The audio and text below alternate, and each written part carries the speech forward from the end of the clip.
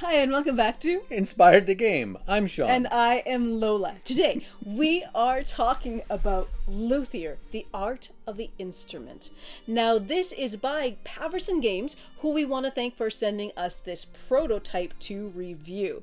It is coming soon to Kickstarter. Now, before we give you our review of the game, we'll give you a very quick overview of how it plays. In Luthier, you play a family of artisans known for creating beautiful instruments. During the planning phase, each family will send their workers to various locations to perform tasks such as repairing an instrument, performing music, attracting new patrons, securing new instrument designs, claiming awards, or simply working in the workshop to rough in or complete a new instrument.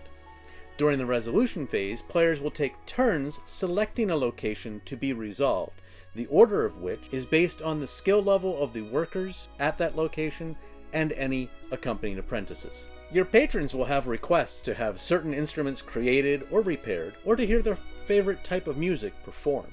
Each round they will provide you with a gift, but beware, their patience is not infinite.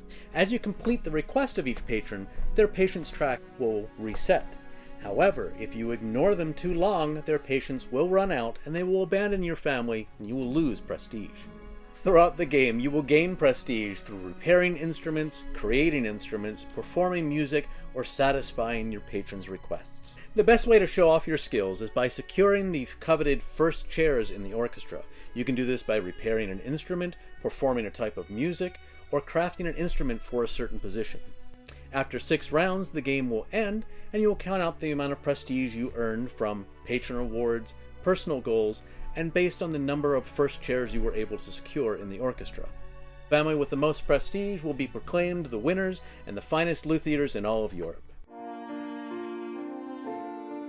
Everything you see here in these photos is of a prototype. Nothing is final at all. But we'll still want to talk about it a little bit here. So, with what you see, I love the artwork. Everything just seems to have a richness of color that you would associate with with the greater instruments, like, you know, a big cello or a big bass or whatever. It's just that rich, vibrant tone. And the components are really nice as well, as from what we can see from this prototype. So some of these are from the deluxe game, such as the dual layer player boards and the screen printed wooden components that are quite nice to work with and nicely shaped as well. Yeah, one of my favorite parts is the scoreboard. The scoreboard is read left to right and continues down to the very last 100, and then, just like a sheet of music, tells you go back to the beginning, what you would do in any other board game with a scoreboard like this, and continue on from there. And one of the things that's really unique here that I enjoy is the resolution board, which is a separate piece like the neck of a stringed instrument, where you will put your various workers from each location to display who has priority in each of the locations. And what's nice about this as being a separate board is it means that it can be passed around the table as people will resolve certain locations or resolving within a location, which actually works out pretty nice. Another nice thing that Paverson Games has done with this game, as they did with Distilled, is they provide you with, in this case it's called the rehearsal. It's a booklet that steps you through the initial play of your first game to teach you the game as you play. You can also skip over it entirely and just go with it after you've read the entire instruction booklet, or you can just ease yourself into it with a rehearsal. And the rule book here is phenomenal. One of the things that I love is the attention to detail with the research that has gone into producing this game. Everything was meticulously researched, and that really shows while you're reading the rule book, because it gives you little tidbits of information about each step of the process. So you're learning a whole lot while you're reading through this, which also makes the rule book more engaging as well, and easier and faster to learn as you're really getting a sense of what everything is about. So even the families that you're playing, even the patrons, they're all based off of real people as well. And that leads us to the theme. So it's so apparent in the rule book, and it's so apparent in this entire game. It just absolutely oozes the theme. Every element of it, it is so well integrated that it's not like one of those heavy Euros where it's got a pasted on theme that really could be anything. No, this is very particular. The theme just really shines here. Now, the mechanisms you'll find in this game include hidden bidding, worker placement, resource management, tableau building, a little bit of area control, and recipe fulfillment. Now, the hidden bidding, worker placement is an element that I really love about this game. So in some worker placements, you go, you want to go to a place, but somebody got there first or taken it or whichever. Well, here you can go anywhere. You can even go anywhere as many times as you want. So you can use additional workers to do an action twice. But what I really love as well is you can put that priority with your workers based on what's really important to you this turn. So you really want to get a certain card or whatnot, you can put your highest worker there to try to achieve that. And I love that it offers a lot of flexibility with each of the actions that you're taking. And I also really love with those higher level workers, you get a bonus at every location. And that's really fantastic. So it gives a lot more to the strategy. There's a lot more for you to plan here, because not only are you figuring out what action you're going to do at each location you're going to, but by placing the higher worker to get that additional bonus, and how to use that and funnel that into your full strategy makes it a really nicely complex game. Your workers start off, you start with 1, 3, and 5. You gain 2 and 4 a little bit later. There are apprentices that will add 1 to that worker if they're accompanying them. As well, you have skill tracks in certain areas that will add another skill level in the roughing and finishing areas of the workshop. So there's all a lot of ways to add up those numbers and get that priority and get over the threshold to get extra rewards of having a high level or high skill level worker in certain areas. Yeah, and it's tough because there's so much to do here. There is so much going on. And to, especially at the beginning, only having 3 workers and how to divide them up, it makes it really tight. And you have to be very specific in how you use your strategy. And it's a lot of fun too when you figure out each of these locations, who's going to go first. When you put it on the resolution board, and whoever went there first will have priority if you match. So say if we both put a 3 there, if he had put it down first, he's going to be that first player. And that often really matters, because there's only a certain amount of cards out in each location. The first one is free, but then it might cost you based on how high you are up in a different track. So it makes it, there's a lot of tension in the game that plays out as you're trying to figure out who's going to get what, or is somebody going to take what you wanted and now you have to pivot your strategy. It makes it for a very exciting game. There are alternative actions in each of these spaces, so you might not be able to get the card that you wanted, but you can take the alternative and gain extra resources, as long as you have room for them, though, on your workshop board. Yeah, so resources are tight. The space you have for your resources are tight as well, and you need resources both for roughing out an instrument as well as then for finishing instrument, and same thing with repairs. So you have to be very specific how you use them. Now, a free action you get within a round is to attend the market. Everybody can attend the market one time though. So that's where you can get additional resources if you're not using the worker placement locations to get them. And it's very valuable. It's very valuable to get that market to free up your workers to do other things as well. And this figuring things out and puzzling things out starts from the very beginning. In the startup, in the setup of the game, you get a patron, you get 1 instrument, you get a couple of personal goals, and you pick your family all at the same time, and you look at all of these things together, and it's a give and take and planning. So even before the game has even begun, you have already been tasked with puzzling out the best start for yourself, and it's a lot of fun doing just that part before you get into the meat of the game. Yeah, it really is, because and you do get some choices. So you get a couple of patrons to start and you choose one. You get a couple instruments to start with and you choose one, as well as your end game goals. So you can tie it all together to start to sculpt a strategy for each game. And then that adds to the replayability too, because all those starting elements are going to be completely different each time, as well as with what's already out on the board, which is informing your decision as well. So it makes each game that little bit different in how you're going to approach it. So our game reviews are at the 2-player level. In the setup of a 2-player game of Luthier, you have 2 ways of doing it. One, they give you an orchestra setup where you take an unused player color and you fill in certain elements of the orchestra as well as the global awards already taken from the very, very beginning. But if you don't like that, then there's the option of using a 3rd player AI character, and then those rewards and places will be taken as you play the game progressively. So there are options, which is really nice. I also really like, so playing this at a 2-player game, I appreciate that there is a double-sided board. So there's a board for the 3 to 4 players, and there's a side for the 1 to 2 player, which makes it nice and tight. So it works well at that player count. And I think that that's really well balanced here, as well as keeping things tight enough for the 2-player, so there's less cards to choose from, things like that.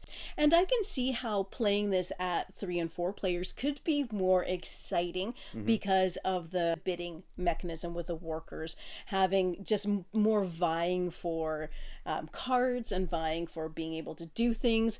But I really did like this at a 2-player count, and I'm really, really happy with that. We had a ton of fun. We played a whole bunch of games.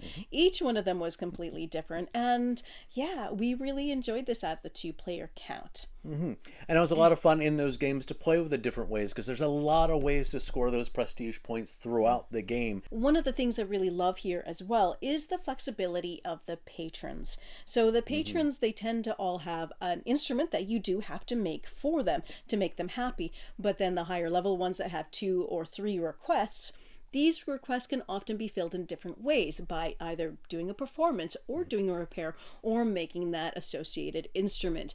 But the flexibility in these goals for your patrons makes the game a little bit more strategy than luck based, because you're not as dependent on how the cards are coming out.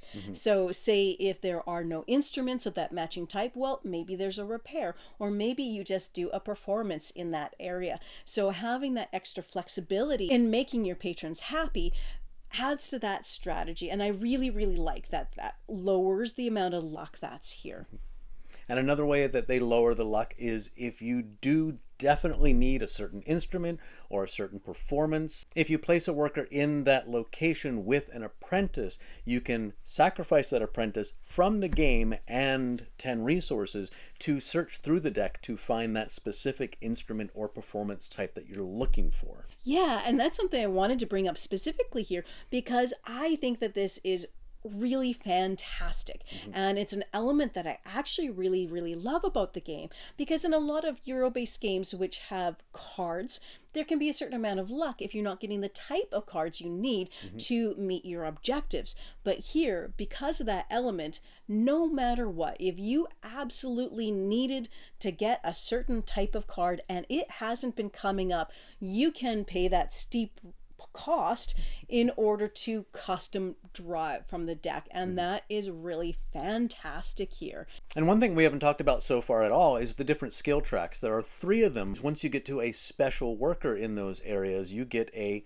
unique skill that can be assigned to one of your workers going forward in the game, and that can do all sorts of wonderful things for you. Well, and speaking of which, we also never really talked about the performance, because with the performance you actually have dice that have a certain amount of notes on them, which will add to the worker value that you've placed there, which determines how good your performance is. So this adds a little bit of luck to the game, but it is intended to replicate that element of performance. There's always that element where you just don't know how things are going to go. You can do the best you can, but you never know. And you can add inspiration in order to increase results as well. So there are ways to modify your final values so that you can have a successful performance as well. That inspiration can also be used to replace resources that you don't have to repair an instrument. It's the inspiration of coming up with a different solution.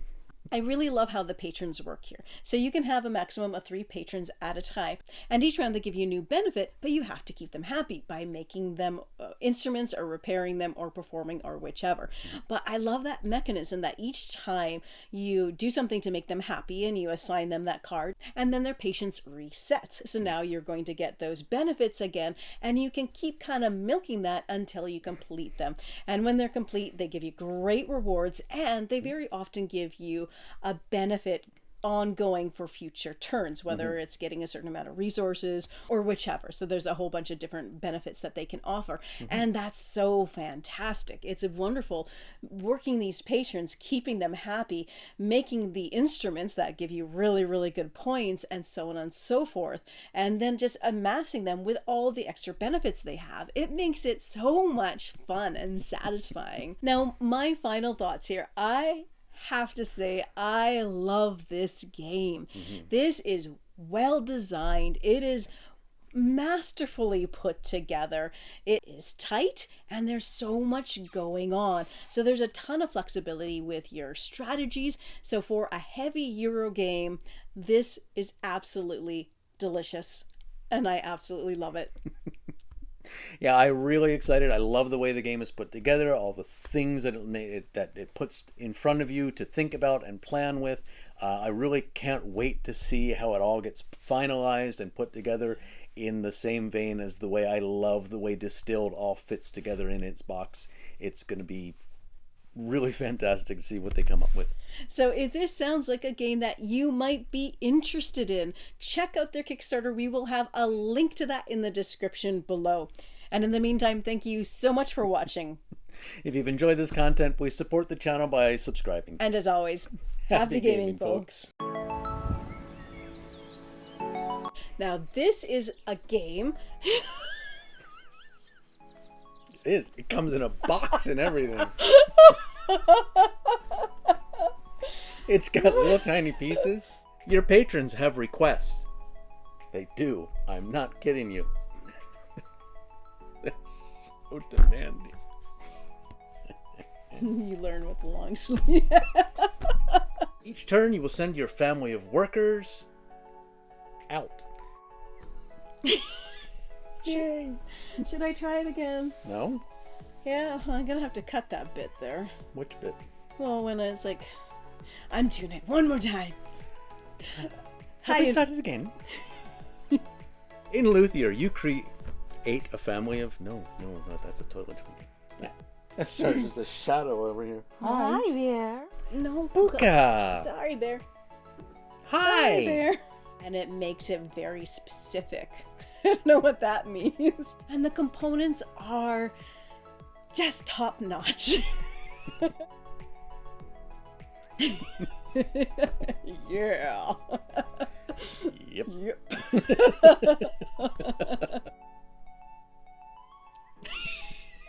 I have everything to add. Hey, that's okay. I agree totally, wholeheartedly. I concur. So I want to talk first about the hidden bidding move work.